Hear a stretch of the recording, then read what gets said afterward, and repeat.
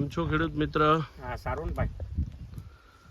અચ્છા આપણે યાદ કરાવી દઉં તો લાસ્ટ લગભગ ડિસેમ્બરના એન્ડમાં, હા ડિસેમ્બરના આજ ડિસેમ્બર 2023ના એન્ડમાં આપણે આ એક વિડીયો ઉતાર્યો હતો આ શેરડીનો.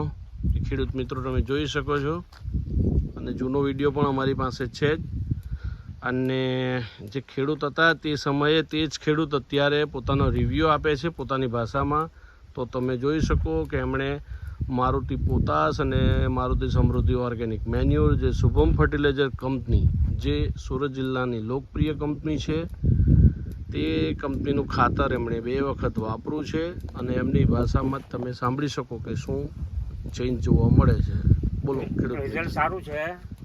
ડિસેમ્બરમાં લખેલું, પછી હમણાં બી લખ્યું છે કે રિઝલ્ટ સારું, ગ્રોથ સારો છે શેરડીનો, પિંડલ બી સારી છે અને રોગ નથી અંદર ને એકદમ ચોખ્ખી શેરડી છે.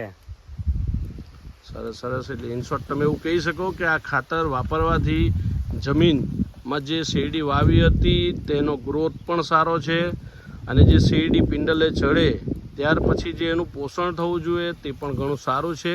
અને શેરડી સૂર્યપ્રકાશની હાજરીમાં જે પાતળી મોટી હોય તો તેનાથી સૂર્યપ્રકાશ દ્વારા ખોરાક બનાવવાની જે ક્રિયા થાય છે તે પણ ઘણી સરસ થાય છે, જેનાથી આપ એવું કહી શકો કે આ ખાતર વાપરવું એક સંતોષકારક તમને સંતોષકારક છે ખાતર વાપરવું. સરસ સરસ.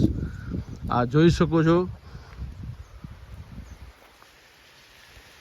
આ શેરડીની પિંડલ જે છે, કારણ કે આ ખેતરમાં થોડો ડુક્કરનો ઉપદ્રવ હોવાને કારણે ખેડૂત મિત્રએ પ્રોટેક્શન માટે જે કરંટ મૂક્યો છે ઝટકા મશીન, એના કારણે અમે અંદર જઈ નથી શકતા, પણ બહારથી પણ તમે જોઈ શકો કે શેરડી ઘણી સરસ છે અને ખેડૂતનો અભિપ્રાય પણ તમે સાંભળો છે. તો ખેડૂત મિત્ર, તમે બીજા ખેડૂત મિત્રને અભિપ્રાય આપી શકો કે આ ખાતર આપી શકાય ને શેરડીના પાકમાં 2 વખત વાપરવું સારું છે, વાપરવું સારું હિતાવો છે. Okay okay, thank you very much.